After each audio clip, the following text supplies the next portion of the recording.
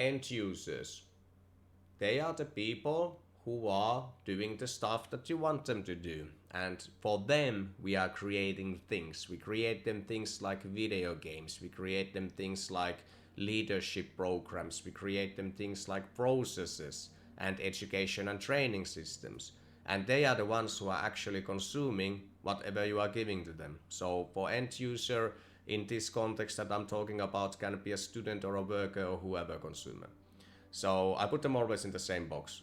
Whatever it is who are using the stuff you make, they are end users. And what is the problem is that often we don't ask anything about end users and nothing from them, that we don't ask their comments, or we ask their comments when it's too late. Let's take us as developers. When we are developing content software for training and education, we often have a conversation with teachers and also with the high-level management, like development managers, HR, and such people. And then we just talk that's how things might be done, how things should be done. And suddenly we are just, there is some kind of nice way to say it, circle wanking, I guess. But nevertheless, it sounds a bit like that you are just talking and talking about what is the right way to approach the problem, what is the right way to teach these people whatever it is that you want to teach. And then you create a concept and you start to develop this concept, and then you take questions from the end users. You already have done something and the end users are given this thing, even though it should be always that way around, that you take the end users on the first meeting where you are building the ideas of the whole concept.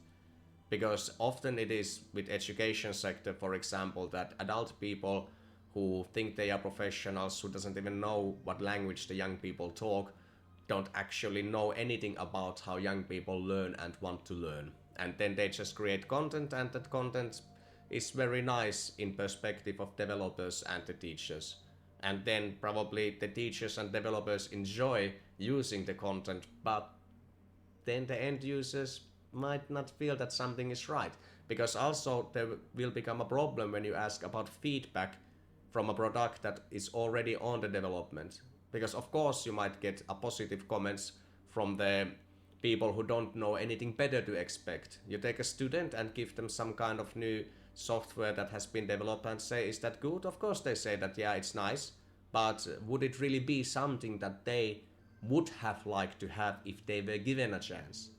You should try this kind of games, or thought games at least, and put them into practice, that you have an idea and you bring the end users there with you to figure it out. Like for example, I mean, we were once making virtual reality simulation for people who require, how would I say, some help about learning of causality and asking for help. So it's essentially a training and education simulation. And we wanted to make a game. We thought that of course young people love games. Fine, everybody loves games. So yeah, that's a right idea. But the game we made, well, when we asked about it from the young people who were supposed to use it at schools and in different faculties, they said it's childish. Yeah, but they just blasted to us that, hey, your concept is childish and we wouldn't probably want to play this if we could choose. So it was like, of course our developers were a bit like, it's kind of nice idea, it's not that childish, even though it's super early prototype that we made, because we just wanted to show the concept to the end user. So yeah, then we turned it around and then we went way more darker themes and way more serious level of storytelling, and it worked. It was very, very, I would say, successful when it comes to the people who use it. So it's just a good example that we thought that, yes, we know a lot, we know so much. This is gamified simulation. It's like way more gamified probably than anyone has ever done to this kind of audience. But still, that wasn't enough. We could have just made it this way, that we decide that we go from here on, that okay, this is gamified enough, we have data, we know that people like this kind of stuff, and then we would take that forward, and then we would tell the end users in testing phase that, hey, this is what's under development, how you like it. And probably they would have said that, yeah, it's nice that you are paying this much attention to us, and it's nice to have this kind of gamified thing. But when you put the question forth to them, at the early stage, they are also way more critical because you empower the end users to be critical.